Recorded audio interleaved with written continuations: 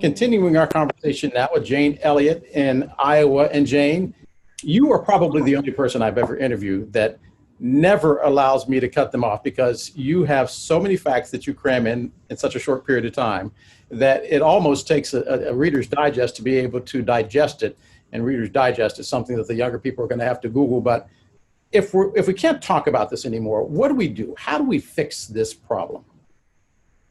We re-educate the educators. If you haven't read the book, The Color of Law, you'd better get it and read it, because you think that the segregation in this country is de facto segregation. That's because people want to live only with people who are like themselves. You've got to get this book, because it will tell you, in fact, it will tell you that the laws that create segregated communities in this country were written by people who didn't know better.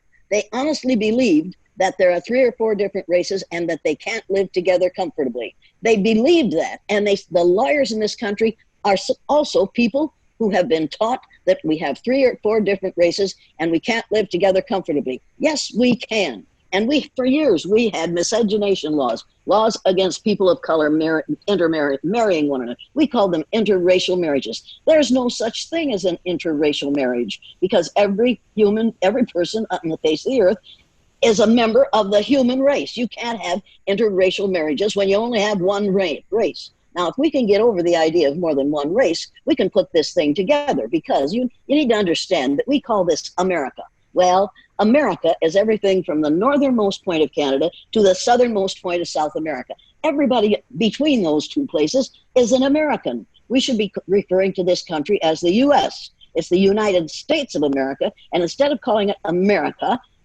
we should call it the U.S., and U.S. spells the word us, and that stands for all of us, of every shade of brown.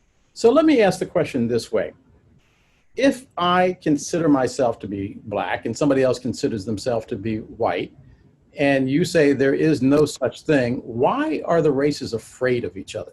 We have educated them in such a way that they will be.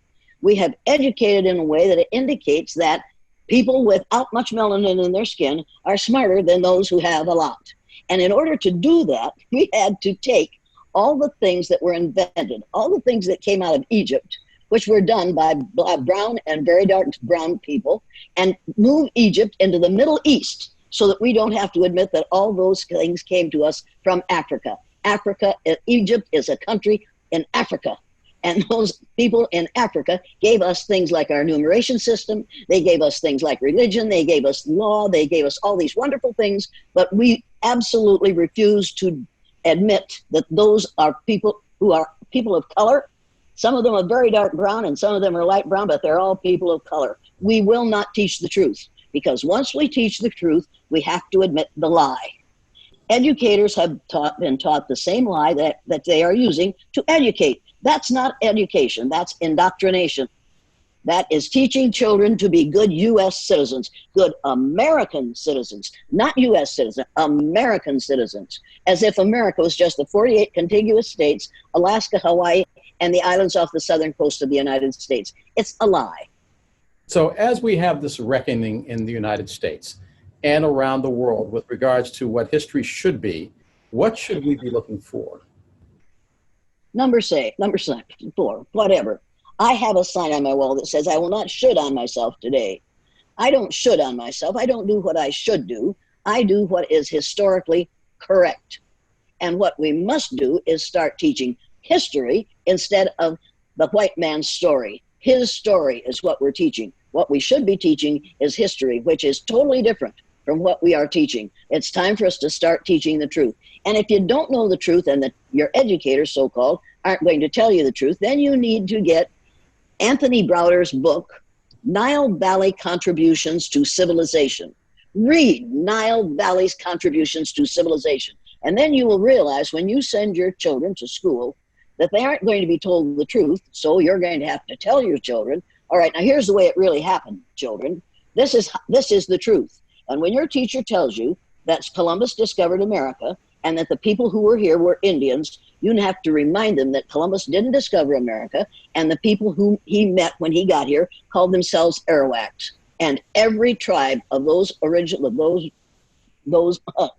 Native American, native people on this continent called themselves a word for the people. Every tribe had a word for the people instead of, because that differentiated them from the animals. But you see, when we so-called white folks got here, we no longer differentiated them from the animals. We stole their property, we killed them, we robbed, we scavenged, and when they resisted, we called them savages. Now, who are the savages? You want to talk about the truth? No, most people don't want to talk about the truth because the truth hurts. But we have to start talking about the truth. If we're going to put this thing together in the future in a sane and reasonable way, we've got to start telling the truth.